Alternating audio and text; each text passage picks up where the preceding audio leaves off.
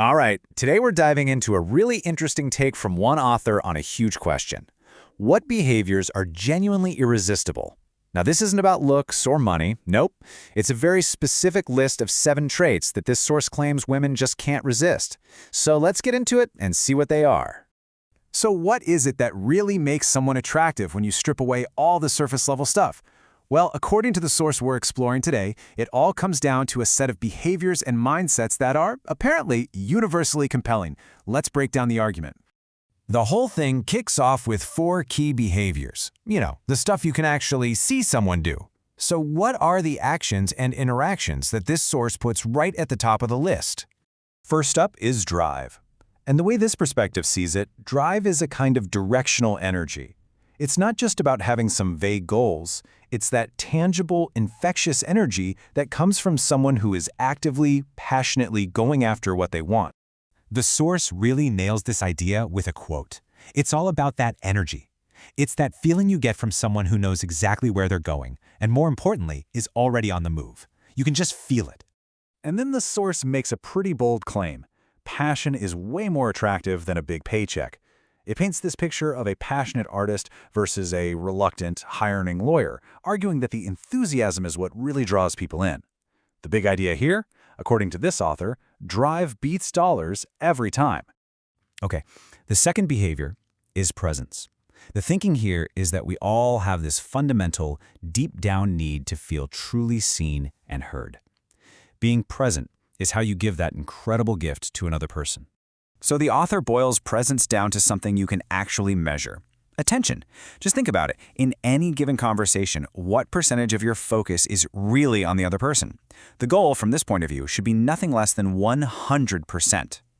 And, the steps to get there aren't exactly rocket science. Turn off the TV, put your phone away, make real eye contact, and actually listen. But the source makes a great point. In our crazy, distracted world, this kind of laser-focused attention has become super rare, and that makes it incredibly powerful. Behavior number 3 is humor. And look, this isn't just presented as some nice little bonus trait. No. This perspective puts it right up there as a top-tier, absolutely essential ingredient for attraction. And to back this up, the source points to a poll of several hundred women. And what was the result? A sense of humor came out as the single most important non-physical trait. The logic is simple, right? Life can be pretty serious, so someone who brings lightness and fun to the table is just magnetic. The fourth external behavior is spontaneity. And the author really goes for it here, claiming that predictability is basically death to attraction. Spontaneity is the secret sauce that keeps things feeling alive and exciting. And there's this fantastic metaphor used to describe it: fire. The idea is that the best kind of spontaneity isn't just total chaos. It's more like a campfire. You know it's going to be consistently warm, but you can never predict exactly how the flames are going to dance and shift from moment to moment. Okay, so we've covered the 4 big external behaviors. Now the argument shifts gears and goes a little deeper, moving away from actions and focusing more on a person's inner character and mindset. Number 5 is intentionality. This is all about the practice of consciously and actively building the life you want, instead of just, letting life happen to you. It's about being the architect, not just a passenger. And there's a really powerful metaphor for this one: shining a flashlight into your mental attic. This suggests that intentionality isn't just about dreaming up a future, it's also about having the courage to look at your past and honestly decide what emotional baggage you need to leave behind. Next on the list, we've got leadership. But wait, because the author is super quick to clarify that they're not talking about that stereotypical power-hungry boss type. Not at all. The kind of leadership they value is something completely different.